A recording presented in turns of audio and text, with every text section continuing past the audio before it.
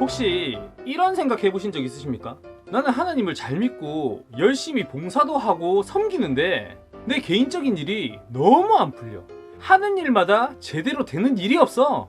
그런데 하나님을 믿지도 않고 오히려 교회 욕하는 내 친구, 때 되면 취직해, 승진 잘하고, 사람 잘 만나서 결혼하고, 잘 먹고 잘 살아요? 아니 이런 불공평이 어딨단 말입니까? 도대체 하나님이 있는 겁니까? 하나님 잘 믿는 내 인생은 개차반인데 왜 하나님을 믿지 않는 저런 사람들은 승승장구하냐 이겁니다. 이거 아니지 진짜. 저는 20대 때 이런 생각들 때문에 너무너무 힘들었습니다. 그때도 하나님의 일을 많이 했었는데 한편으로는 현타가 오더라고요. 아니 왜 내 인생을 안 돌봐주는 겁니까? 내가 이렇게 열심히 하는데 무엇을 먹을까 무엇을 입을까 고민하지 마라. 이것은 이방인들이나 하는 기도다.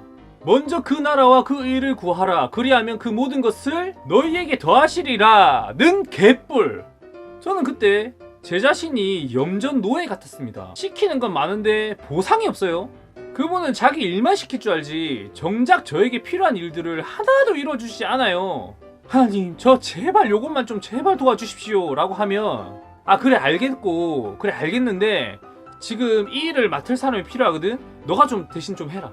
이런 느낌 아시겠죠? 그래서 정말 저는 섬기면서도 한편으로는 염전 노예가 된 것 같다 그런 생각을 많이 했었습니다.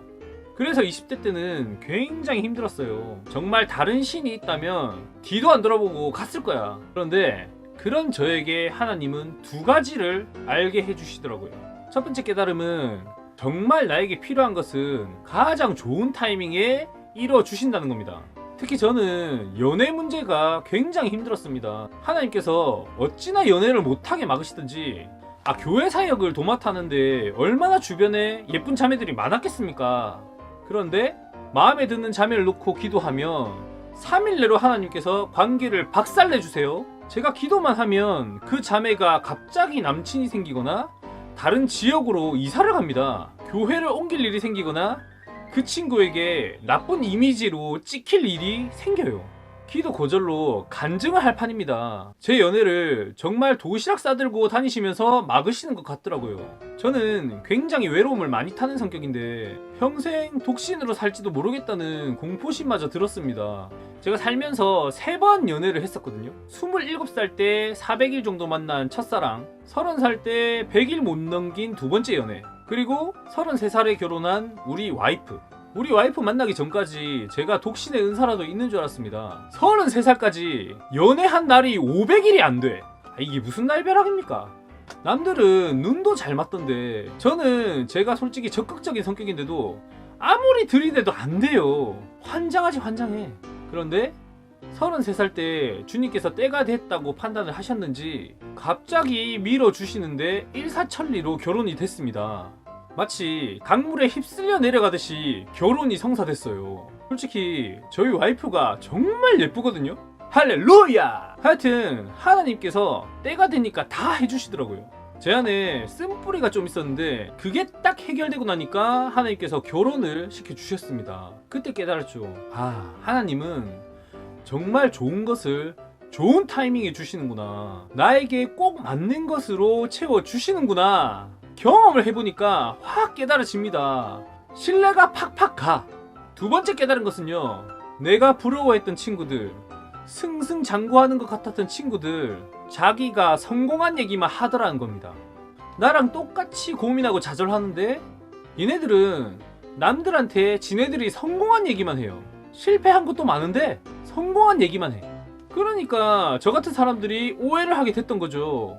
얘네들 인생은 진짜 잘 풀리는구나. 하나님 믿는 나보다 훨씬 잘 되는구나. 사실은 전혀 아닌데.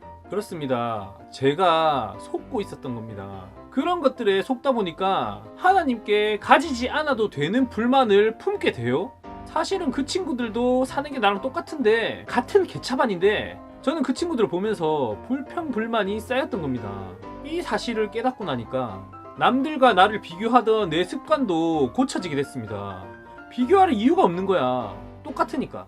얼마나 주님께 죄송하던지요. 저의 택도 아닌 불만을 하나님께서는 정말 오랫동안 참고 계셨던 겁니다. 제가 도대체 뭔데 그분께서 그렇게 참으셨던 걸까요? 그분은 우주를 만드신 하나님이십니다. 그분이 뭐가 아쉬워서 저의 불평불만을 듣고 계신단 말입니까? 하나님을 경험해보니 하나님은 정말 그 말씀처럼 선하신 분이셨습니다. 쉴만한 물가와 푸른 초장으로 저를 인도하셨습니다. 제가 이 두 가지를 깨달았다고 해서 지금 제 인생에 문제가 없는 것은 아니거든요. 4년 전부터 갑자기 성인 아토피가 생겨서 되게 고생을 하고 있습니다. 직장 승진 문제, 그 다음에 거주지 이전 문제 때문에 골치가 사실 아파요. 그런데 지금은 전혀 하나님께 불평하지 않습니다. 그분이 그렇게 하시는 데는 다 이유가 있으실 테니까 말입니다.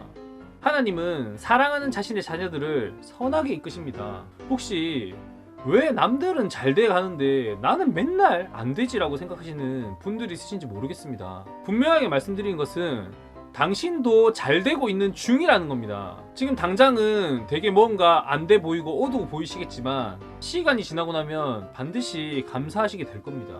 남들도 똑같이 괴롭고 힘든 점들이 다 있으니까 허상에 속지 마시고요.